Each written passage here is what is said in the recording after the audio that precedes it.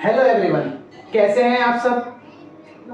मैं आशा करता हूं आप सभी बढ़िया होंगे और मजे में होंगे।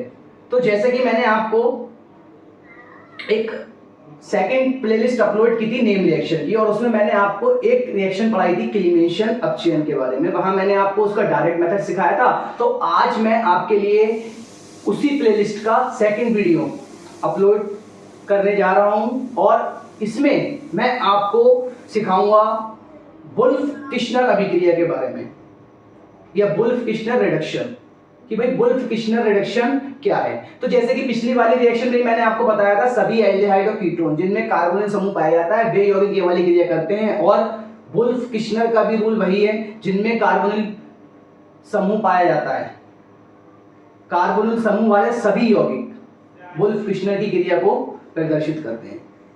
तो अगर आप वीडियो पर नए हैं तो इसका पहला वीडियो जरूर जाकर देखिए, क्योंकि वहां मैंने आपको एल्डिहाइड और कीटोन की पहचान बताई थी। उसका लिंक मैं आपको डिस्क्रिप्शन में दे दूंगा, तो आप पहले उस वीडियो को भी जरूर देखें। उसके बाद में अगर आप इस वीडियो को देखते हैं तो आपको पूरा वीडियो अच्छे से समझ में आ जाएगा। तो देखिए, वुल्फ-किश्नर अभिक्रिया, भाई वुल्फ-किश्नर अभिक्रिया होती क्या है, इसका भी हम केवल और केवल डायरेक्ट मेथड सीखेंगे, क्योंकि इस प्लेलिस्ट में आपको केवल और केवल डायरेक्ट मेथड ही मिलेगा। किसी भी रिएक्शन की क्रिया विधि या मैकेनिज्म नहीं दिया जाएगा। उसके लिए आपको मैं एक कुछ समय बाद एक और प्लेलिस्ट अपलोड करूंगा, जहां पर आपको विद मैकेनिज्म भी रिएक्शन सिखाई जाएंगी। तो ज्यादा समय ना बर्बाद करते हुए वीडियो को शुरू करते हैं। वीडियो शुरू करने से पहले अगर आप हमारे चैनल पर नए हैं तो चैनल को सब्सक्राइब करना ना भूलें, और अगर अंत तक देखने के बाद आपको वीडियो पसंद आता है तो वीडियो को लाइक करें और अपने साथियों के साथ शेयर करना ना भूलें। तो चलिए देखते हैं वुल्फ-किश्नर अभिक्रिया क्या होती है। भाई वुल्फ-किश्नर अभिक्रिया में ना आपको थोड़ा सा एल्डिहाइड और कीटोन के बारे में पता होना चाहिए, तो थोड़ा सा मैं यहां पर रिवाइज कर दे रहा। ये हमारा होता है कार्बोनिल समूह, इस पर एक साइड R एक साइड H जुड़ा हो तो इसको हम बोलते हैं एल्डिहाइड। पिछली क्लास में मैंने आपको बताया था। और अगर इस पर दोनों ओर R जुड़े हों तो इस समूह को कहा जाता है कीटोन। अब मैं आपको वुल्फ-किश्नर अभिक्रिया का ऐसा मेथड सिखाऊंगा जिससे आपको कभी भी एग्जाम में दिक्कत का सामना नहीं करना पड़ेगा।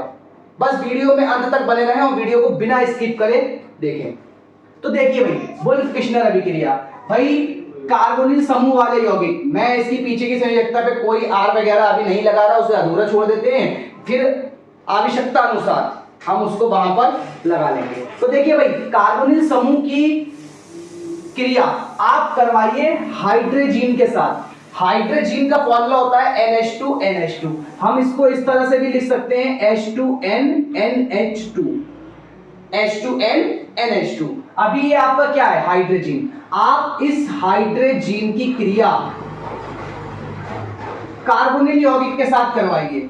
जब आप कार्बोनिल यौगिक के साथ हाइड्रोजन की क्रिया करवाएंगे तो हाइड्रोजन का H2 और कार्बोनिल समूह का O आपस में क्रिया कर जल बनाएंगे।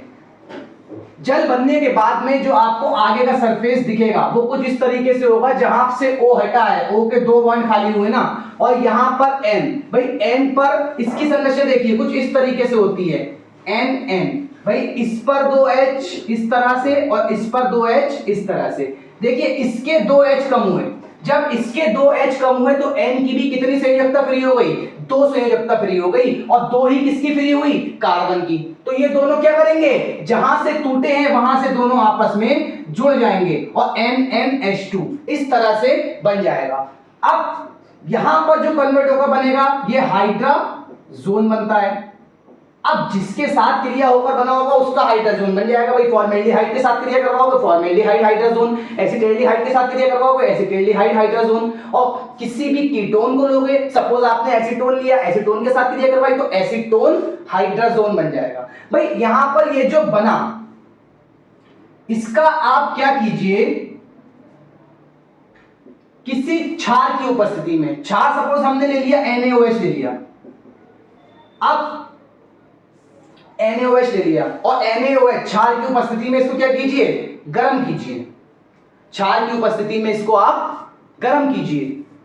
अब जब आप इसको क्षार की उपस्थिति में गर्म करेंगे देखिए टेम्परेचर भी होता है इसका, लेकिन हम यहाँ पर सिर्फ तरीका सीख रहे हैं। टेम्परेचर लिखकर आप क्या करेंगे, आप सिर्फ डायरेक्ट मेथड सीखिए, ठीक है ना। तो देखिए भाई जब आप NaOH की उपस्थिति में इसको गर्म करेंगे, आप कुछ मत कीजिएगा, यहां से 2 N अलग कर दीजिए, तो ये N2 बन जाएगा प्लस। अब जब कार्बोनिल समूह से N हट गए तो इसकी 2 संयोजकता इस तरीके से खाली हुई ना, और जब इसकी संयोजकता खाली हुई तो वहां पर कौन रह गया, 2 H ही तो रह गए हैं जो अधूरे हैं, तो उनको इनसे मिलाकर आप पूरा कर दीजिए, और यहां पर जो बनेगा ये हाइड्रोकार्बन बन जाएंगे, आपके हाइड्रोकार्बन बन जाएंगे।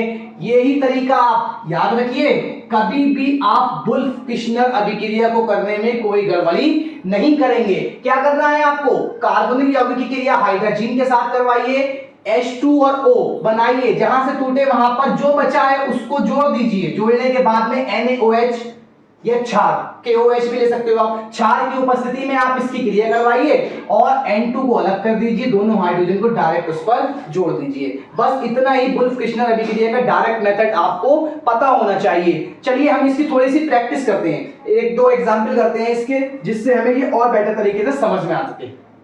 सपोज उन्होंने एक साइड CH3 लगाया, एक साइड H लगाया और ये दे दिया, और हमसे बोला है कि इसकी आप क्या करवाइए, वुल्फ-किश्नर अभिक्रिया करवाइए।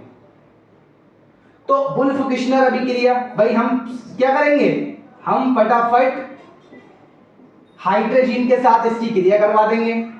जब हाइड्रोजन के साथ इसकी क्रिया करवाएंगे तो यहां से इस तरह से H2 और O क्या करेंगे, रिलीज कर देंगे, तो H2O निकल जाएगा। अब H2O निकलने के बाद जहां से डबल बॉन्ड खाली हुए हैं वहां पर जो ये बचा है NNH2, इसको जोड़ दीजिए और प्लस नहीं आएगा, NNH2 को जोड़ दीजिए। अब ये जो बना, ये देखिए CH3CHO, इसमें एल्डिहाइड समूह है ना, तो ये एल्डिहाइड है, और CH3CHO इसको बोलते हैं एसिटेल्डिहाइड, और जब एसिटेल्डिहाइड हाइड्रोजीन के साथ क्रिया कर रहा है तो यहां पर जो यौगिक बनेगा तो ये कहलाएगा एसिटेल्डिहाइड हाइड्राजोन। अब इसका आप क्या कीजिए, क्षार की उपस्थिति में इसे गर्म कर लीजिए। क्षार की उपस्थिति में जैसे ही आप इसे गर्म करेंगे, मैंने आपको बताया है, दोनों एन को आप क्या कीजिए, रिलीज कर दीजिए, और जो 2 संयोजकता इस कार्बन की खाली हुई हैं, जो 2 H बचे हैं, उनको इस पर लाकर जोड़ दीजिए। अब देखिए CH3CH3 ये आपका बन गया एथेन। अब इस तरीके से सपोज एक एग्जांपल और करते हैं। सपोज उन्होंने CH3CO दोनों ओर CH3 लगाकर दे दिया।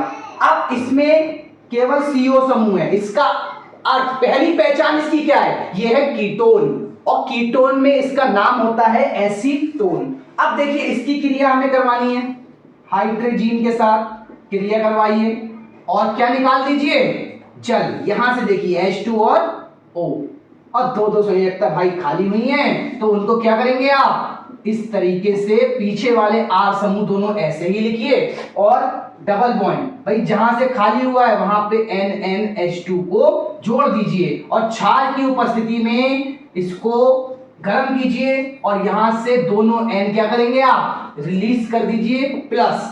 अब देखिए क्या बचा है, CH3C, इसकी 2 संयोजकता खाली हुई हैं, और CH3 जो संयोजकता खाली हुई है, जो 2 हाइड्रोजन बचे हैं, दोनों को इस तरह से जोड़ दीजिए।